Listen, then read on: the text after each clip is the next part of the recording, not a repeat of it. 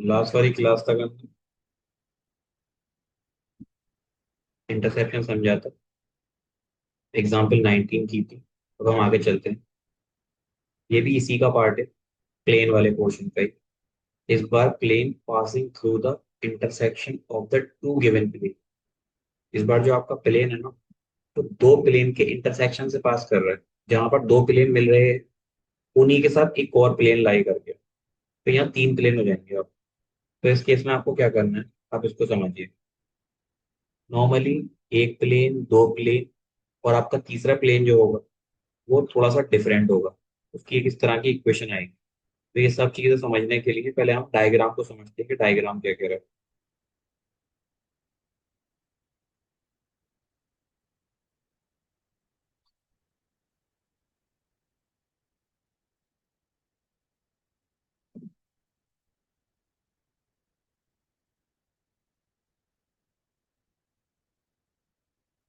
Plane passing through the intersection of,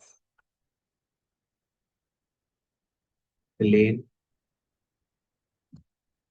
passing through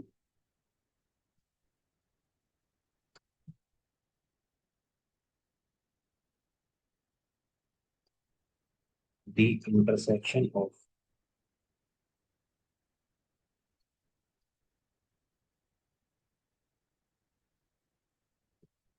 the two given plane.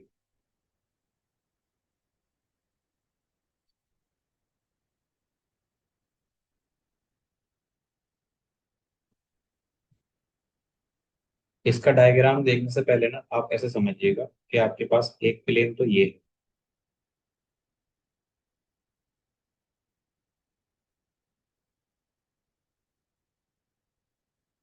एक plane ये है,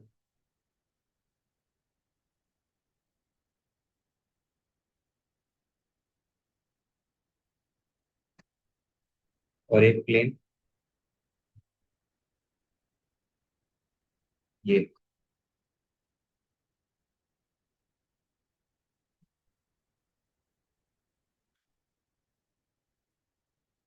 ठीक है, ऐसा दिख रहा है डायग्राम?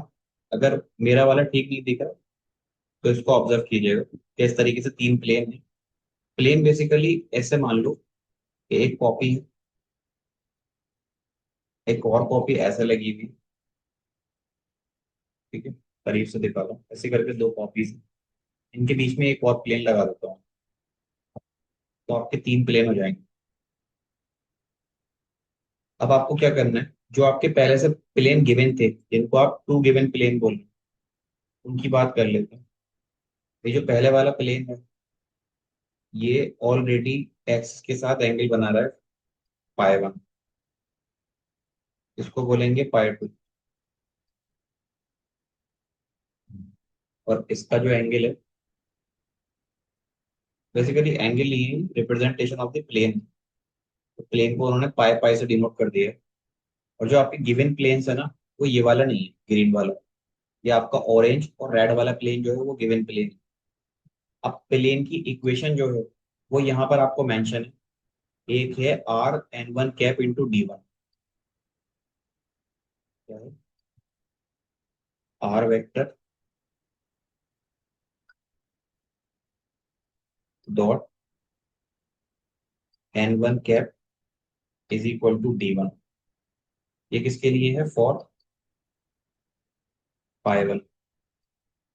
एक है r vector dot n two cap is equal to d two. ये इक्वेशन पढ़ी है आपने? ये सिंपल यस सर। ये सिंपल इक्वेशन ऑफ प्लेन है। कब? जब आपको ओरिजिन से उस प्लेन की दूरी दे रखी है, और आपको एक नॉर्मल वेक्टर दे रखा है प्लेन के रिगार्डिंग। ठीक है, आ रही है बात समझ में? Yes sir. तो अब हम क्या करेंगे, अब हम यहाँ पर एक इक्वेशन क्रिएट करेंगे। जो हमारा मेन पर्पज ना, इक्वेशन का डिजाइन करना नहीं है। आप इक्वेशन यहाँ से याद कर लीजिएगा, डिजाइन करने की जगह आप यहाँ पे याद कर लीजिएगा। याद कैसे करेंगे? मैं इन दोनों के बीच में ना एक रिलेशन क्रिएट करता हूँ, वो रिलेशन डिनोट होगा अल्फा से। तो जो आपका, ये किसके लिए है? For pi two. हम बात करेंगे equation of the passing plane या इंटरसेक्टिंग प्लेन। इंटरसेक्टिंग प्लेन, इसको आप फाइव थ्री भी लिख सकते हैं। ये इंटरसेक्टिंग प्लेन जो होगा, इसकी वैल्यू आएगी आर वेक्टर डॉट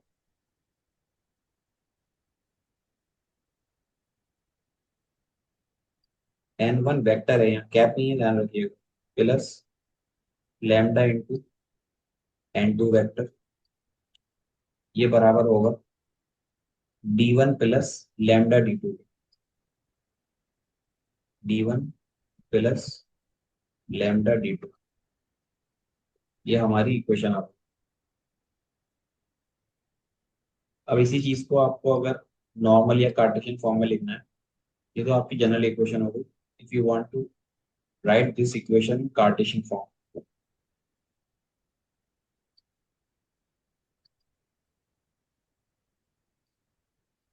यहाँ पर अभी आपको सिर्फ इक्वेशन याद करनी है, एग्जांपल कराऊंगा तो वो क्लियर हो जाएगा।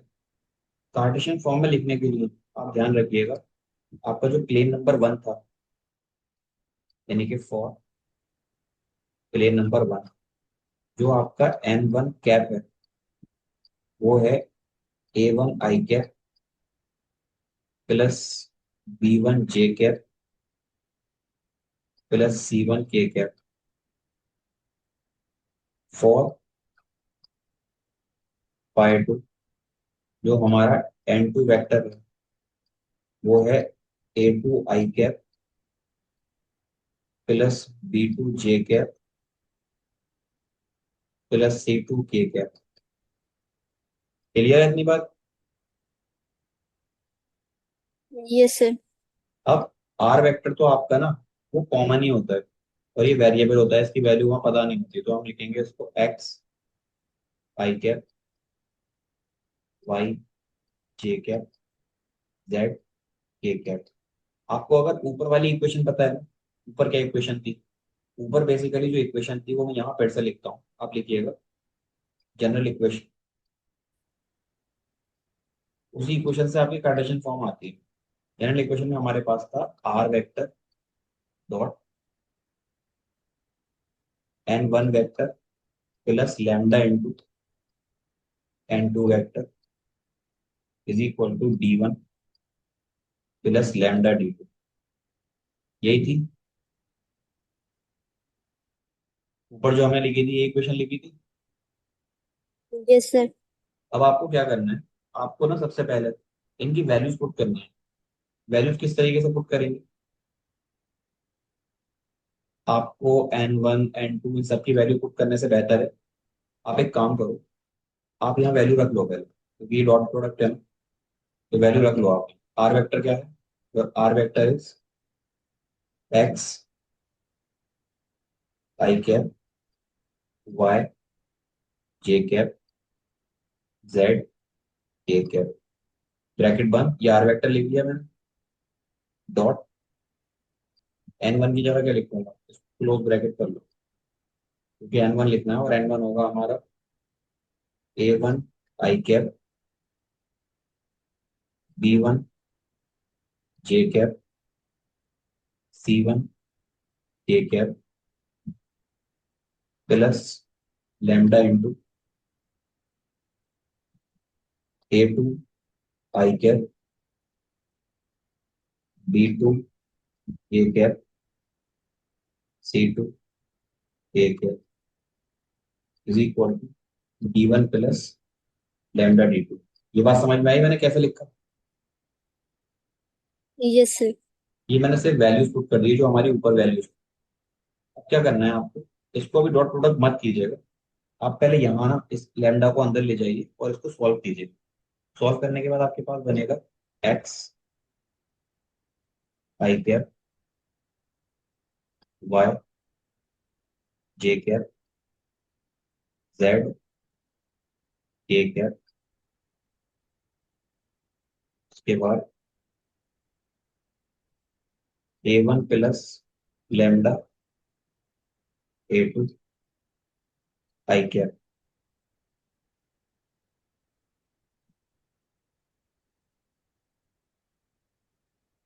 B1 plus lambda B2 j cap. C1 plus lambda C2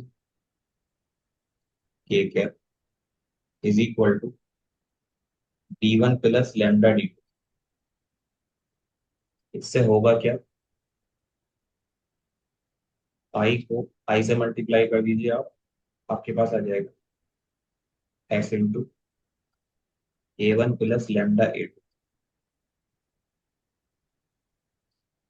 Y B1 plus lambda B2 plus Z C1 plus lambda C2 is equal to D1 plus lambda D2। कितनी बात क्लियर है? Yes sir. तो यहाँ पर मैंने किया क्या है, कार्टेशियन फॉर्म में डायरेक्ट भी लिख सकता था, लेकिन कार्टेशियन फॉर्म को मैंने यहाँ ड्राइव कर दिया। अब इस चीज को और एक्सप्लेन कैसे करेंगे? आप D1 D2 को भी इधर ले लो अगर चाहो तो। वैसे जरूरत नहीं है, लेकिन फिर भी मैं ले लेता हूँ। क्या करूंगा?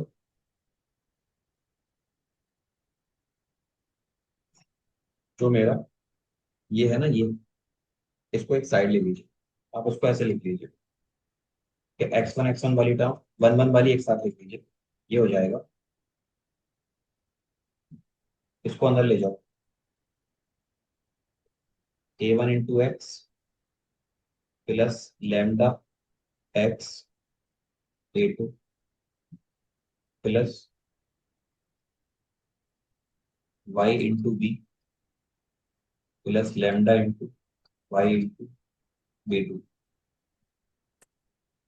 Z into C1 plus z into lambda into C2 minus D1 minus lambda D2 equal to 0।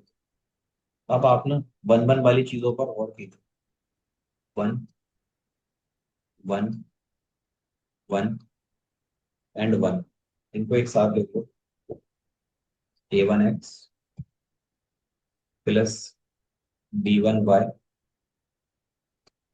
Plus C1 z minus D1। उसके बाद प्लस A2। एक काम करो, यहाँ से लैम्डा बाहर ले लो। ये सारी जो बाकी टर्म बची है ना, एक बार मैं आपको टर्म दिखा देता हूँ। देखिए, इसमें लैम्डा है, इसमें भी लैम्डा है, इसमें भी लैम्डा है और इसमें भी लैम्डा है। तो you can put lambda out. बचेगा क्या? बचेगा यहाँ पर A2 into x B2 into y C2 into z minus D2 is equal to 0। तो ये कुछ कुछ ऊपर वाली इक्वेशन जैसी नहीं बन रही कि भाई लैम्डा एक साइड कांस्टेंट वैल्यू हमारी आ रही है।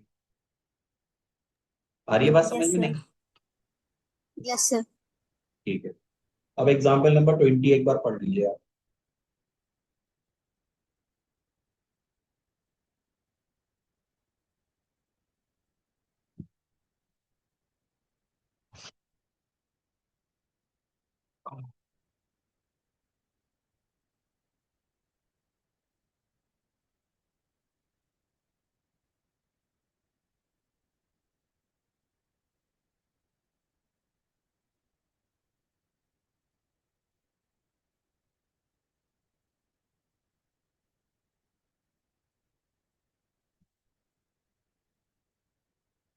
पढ़ लिया?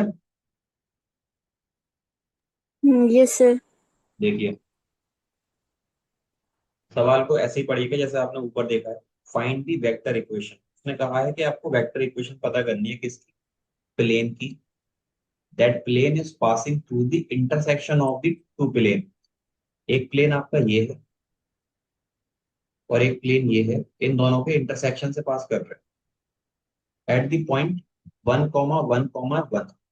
ये पॉइंट भी आपको गिवन है, तो आपके लिए चीजें और इजी हो गई। ये पॉइंट दे करके उसने चीजों को और इजी कर दिया। कैसे किया मैं आपको बताता हूँ। नॉर्मली आपको जो चीजें दे रखी है ना, पहले आपको वो लिखना है कि क्या क्या आपको दे रखा है, बाद में उस पॉइंट का यूज करेंगे।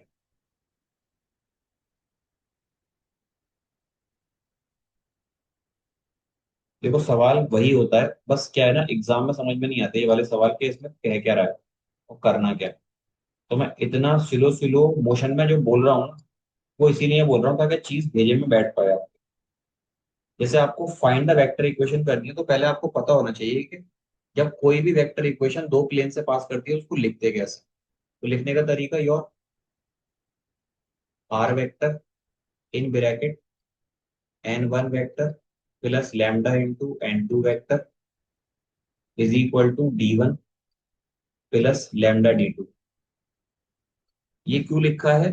ताकि आपको आइडिया लगे कि आपको जाना किधर की साइड है। और ये वेक्टर बहुत इंपॉर्टेंट रोल निभाते हैं, ये वेक्टर और ये वेक्टर। वेक्टर लिखने का मतलब ही ये है कि ये कुछ ना कुछ सिग्निफिकेंट वैल्यू रखेगा, वैल्यू ऐड करेगा। ठीक है। आपको पहला प्लेन दे रखा है, यानी कि आपको पाई 1 दे रखा है। पाई 1 कितना है?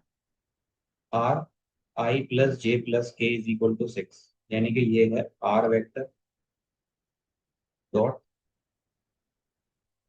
आई cap plus j cap plus k cap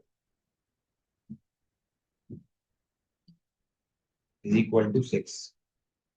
और आपको दे रखा है पाई 2, वो है r vector dot 2i + 3j + 4k। 2i + 3j + 4k is equal to किसके है ये दे रखा है -5। अब ये बेसिकली होगा क्या पता है? ये हमारा होगा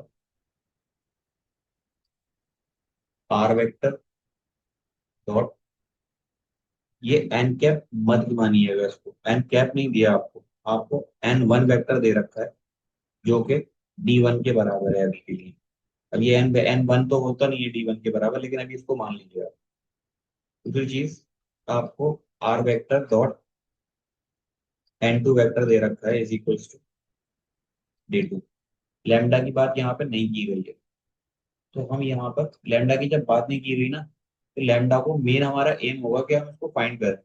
तो किस तरीके से आप फाइंड करेंगे लैम्डा? जो आपकी इक्वेशन दे रखी है, इक्वेशन क्या है?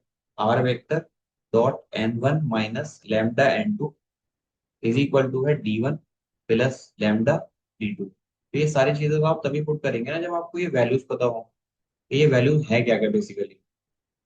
ठीक है। Yes sir. तो ये वैल्यूज कैसे निकालेंगे, ये वैल्यूज क्या वैल्यू ऐड करती है, क्या इनका सिग्निफिकेंस होता है, इन चीजों पर हम बात करते हैं। ठीक है, वन बाय वन। जैसे कि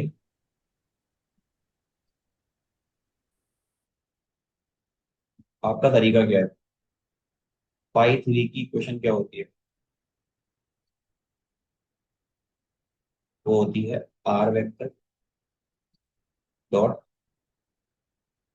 n1 vector plus lambda into n2 vector is equal to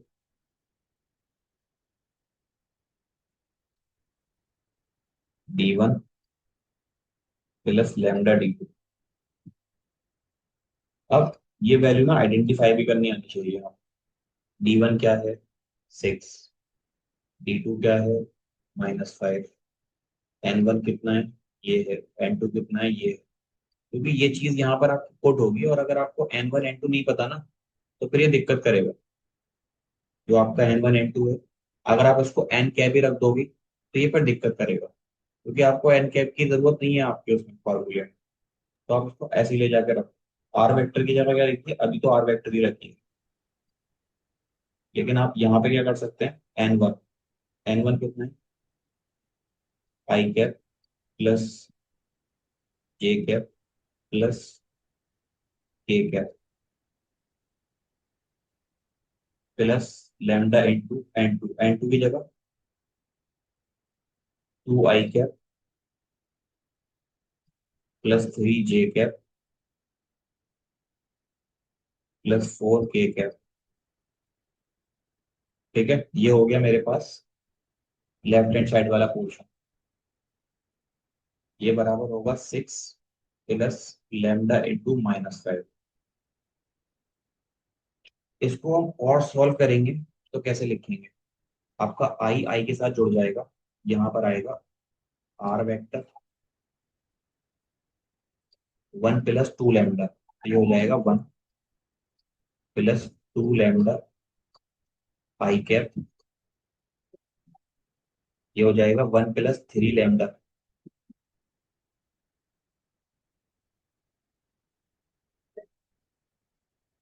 j cap plus 1 + 4 lambda j cap is equal to 6 - 5 lambda. अभी ना यहाँ से कंपैरेटिवली हम कुछ नहीं कर सकते, तो हम इसको नॉर्मली सॉल्व भी करेंगे। आपका जो आर वेक्टर जनरली होता है वो क्या होता है? वो होता है x i cap plus y j cap plus z k cap dot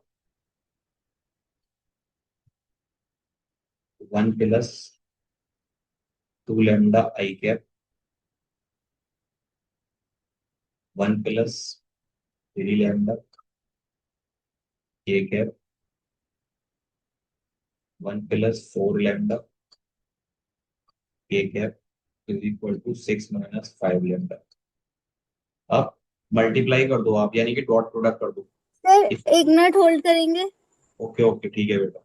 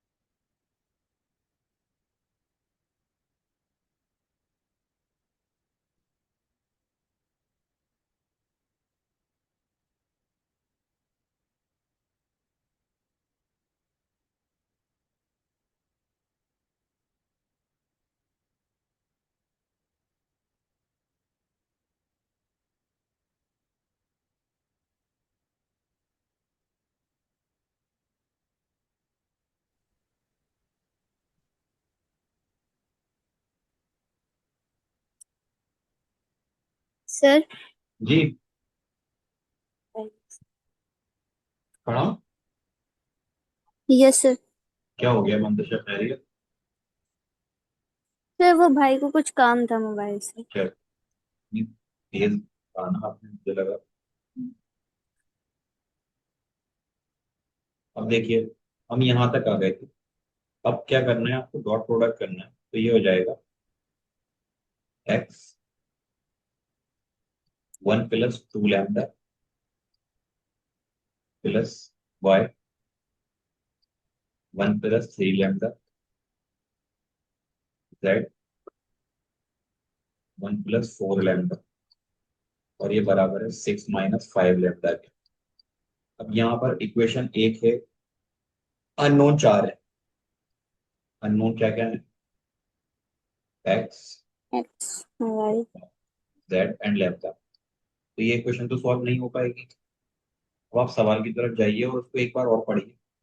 उसने कहा है vector of the equation of the plane passing through the intersection of these two and point this. ये प्लेन इससे भी पास हो रहा है। जब ये प्लेन इससे पास हो रहा है ना, तो जो आपका आर है, एक टाइम पे जाके आर की वैल्यू होगी आपकी 1 i cap +1 j cap +1 k cap होगी। Yes sir. तो आप ऊपर लिखिएगा यहाँ पर, when plane is passing through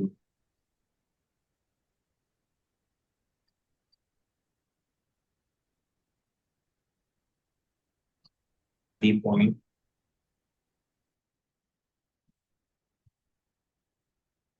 1, 1, 1। इसका मतलब आपकी एक्स वाई और जेड तीनों की वैल्यू 1 हो जाएगी। आप यहाँ रखिए 1 × 1 + 2 लैम्डा +1 × 1 + 3 लैम्डा +1 × 1 + 4 लैम्डा = 6 - 5 लैम्डा। इसको मल्टीप्लाई करो, ये हो जाएगा 1 + 2 लैम्डा, ये हो जाएगा 1 + 3 लैम्डा, ये हो जाएगा 1 + 4 लैम्डा = 6 - 5 लैम्डा। सॉल्व करना है, लैम्डा की वैल्यू भी निकालनी पड़ेगी। 2, 3 और 4, ये हो जाएगा 3 + 5 और 4 9 लैम्डा = 6 - 5 लैम्डा। उसको इधर ले जाएंगे, 9 लैम्डा +5 लैम्डा 6 - 3, 14 लैम्डा। तो लैम्डा कितना आ जाएगा, 3/14। जब मैं 12th में था ना, तो ये एग्जाम्पल बोर्ड में आई थी, और इस चैप्टर के मैं शुरू वाले पढ़कर गया था, मैंने इनको देखा भी नहीं था। तो मेरा ये रह गया था क्वेश्चन, एग्जाम्पल आई थी एज इट इज, कुछ भी नहीं था एग्जाम्पल में। बस आपको पता होना चाहिए कि जब दो प्लेन की इक्वेशन दे रखी है और तीसरे प्लेन की इक्वेशन फाइंड करा है, तो उसमें लैम्डा मुझे समझ में ही नहीं आया कि लैम्डा कहाँ से निकलेगा। बहुत सिंपल क्वेश्चन है, और ये पता है टफ हो जाएगा अगर आप प्रैक्टिस नहीं करेंगे ना इसकी, फिर टफ हो जाएगा। मेन एम हमारा लैम्डा निकालना नहीं है, हमें वेक्टर इक्वेशन निकालनी है। तो वेक्टर इक्वेशन निकालेंगे कैसे, आपने जो ऊपर निकाली है ना, देखो ये तो आपने पुट किया था, इक्वेशन निकलेगी यहाँ से, ये ऐसे ही रहेगा, यहाँ लैम्डा की वैल्यू पुट कर दीजिए, तो आपकी वैल्यू आ जाएगी। वैसे तो इक्वेशन ये भी है, ठीक है, लेकिन फिर भी आप उसको प्रॉपर इक्वेशन की फॉर्म में लिखेंगे, तो इक्वेशन लिखने का तरीका क्या होता है, वो होता है r vector dot in bracket n1 vector plus lambda into n2 vector equals to d1 minus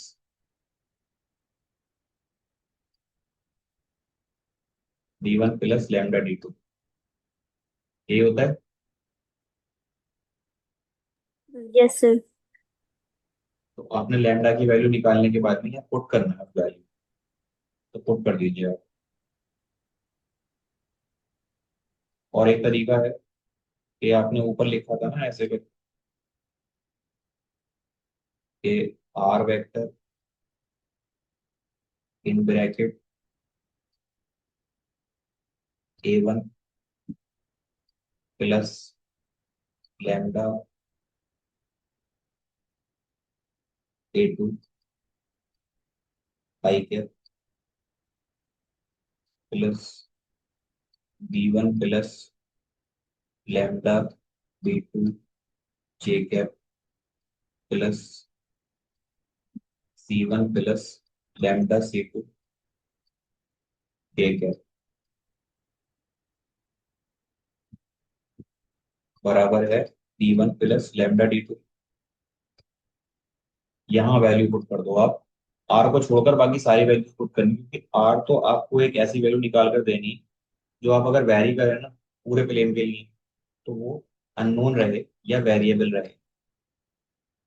A1 B1 A2 B2 ये सब वैल्यूज कितनी कितनी है ऊपर आपने रखी है सब।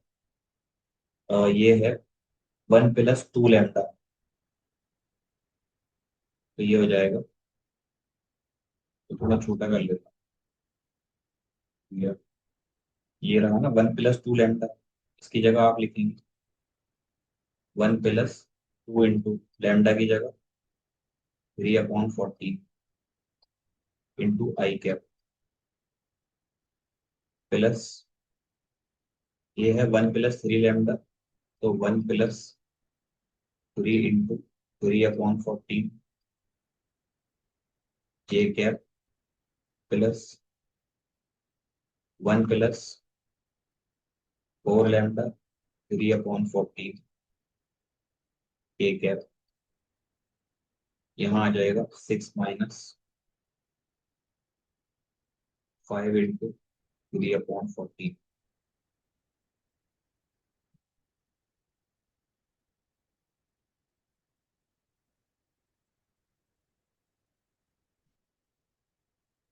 अब सॉल्व करना है, ये मैंने ज्यादा बड़ा कर दिया है तो वो नोट नहीं हो पा रहा था ना वहां से। तो ये इतना बड़ा नहीं आएगा, ये आएगा आर वेक्टर 1 + 6/14। इससे काट लीजिए इसको 7 बार। LCM 1, 7 × 7 + 10, 7 + 3 10, 10/7, 10/7 i cap plus 9/1। LCM लेंगे 14, 14 + 9 कितना होगा? 14 + 9 कितना होगा? 23। 23। जे कैप 2 से काटिए इसको 7 बार। 6/7, 7 का और एक 7 और 2, 7 और 6 13, यह आ जाएगा 13/7 के कैप। ठीक है, इक्वल्स टू दिस। 5 × 15 / 14। एलसीएम लो 1, 14 आएगा। 1 × 14 = 14, 14 × 14 = 84 - 15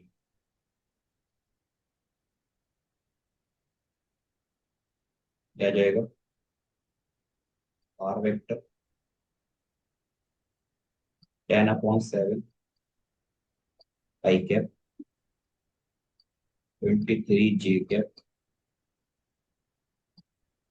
plus 13 k cap equals to 69/14।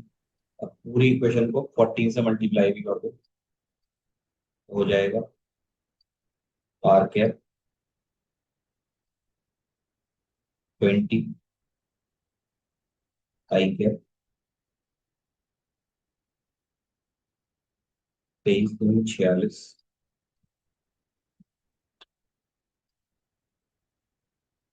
23 j cap plus 26 k cap equal to 69। तो ये सवाल समझ में आया आपके? Yes sir. इसको बोलेंगे हम vector equation of a plane. इससे पहले भी हमने vector equation of a plane ही निकाली थी, लेकिन ये कौन सी है? Passing through the intersection of two planes. दो प्लेन के बीच से पास हो, तब की बात है। क्लियर है? Yes sir. अब ये कोप्लेनरिटी पढ़ेंगे आप नेक्स्ट क्लास में, और नेक्स्ट क्लास हमारी होगी कल के बाद। कल के बाद का मतलब कल मैं आपको सिर्फ फिजिक्स पढ़ाऊंगा। ठीक है ना? Yes sir. जी। तो जो हमने आज दोनों चीजें पढ़ी हैं, इस पर हम एक्सरसाइज में सवाल देखते हैं। वो भी थोड़ी दूर एक्सरसाइज है, 3 4 टॉपिक हैं अभी पढ़ने से। सर इसमें हमने n1 वेक्टर और n2 वेक्टर जो लिया है, तो हमें कैसे पता चलेगा कि हमें कब वेक्टर फॉर्म में लेना है और कब यूनिट वेक्टर में लेना है? यूनिट वेक्टर में आमतौर पर वो देता है जब जब आप इसको कन्वर्ट करेंगे। वो यूनिट वेक्टर कभी नहीं देगा आपको। अगर आप इक्वेशन बनाएंगे ना, तो वो यूनिट वेक्टर कभी नहीं देगा। या तो वो बोलेगा कि नॉर्मल वेक्टर है।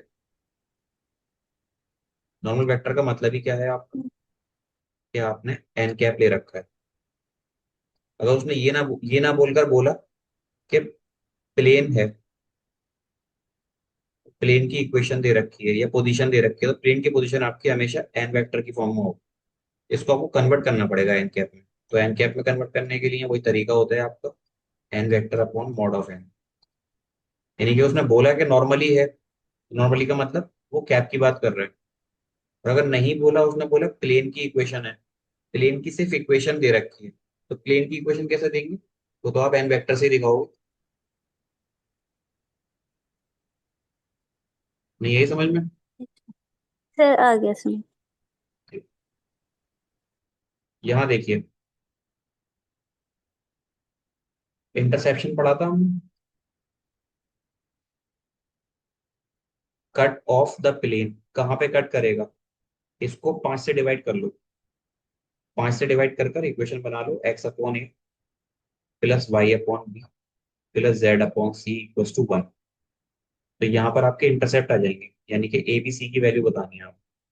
क्वेश्चन नंबर 7 ट्राई करना। Find the equation of plane with intercept 3 on the y axis and parallel to z o x. इसको भी ट्राई करना। ठीक है, इसको मैंडेटरी नहीं कर रहा, आप ट्राई कर सकते हो जाएगा। नेक्स्ट देखो, find the equation of plane passing through the intersection of these two plane. ये दो प्लेन दे रखे हैं आप। इस बार प्लेन जो दे रखी है ना, कार्टेशियन फॉर्म दे रखी है इसकी। आप इसको रिलेट वहां पे मत कीजिएगा, कार्टेशियन प्लेन। और यहाँ एक पॉइंट से पास कर रहे हैं, तो ये लैम्डा वाला क्वेश्चन किया था अभी हमने। Yes sir. बिल्कुल सेम है जो एग्जाम्पल की है, उसके जैसा सवाल है क्वेश्चन नंबर 10। ठीक है? Yes sir. तो आप ये 4 क्वेश्चन ट्राई कीजिएगा, उसके बाद हम आगे चलेंगे। क्वेश्चन नंबर 7 8 9 और 10। तो ठीक है, कल हम पढ़ेंगे सिर्फ फिजिक्स। अभी ये मीटिंग ओवर होने वाली है आपकी विद इन सेकेंड। मैं आपको ये फाइल सेंड करता हूँ, ठीक है अभी।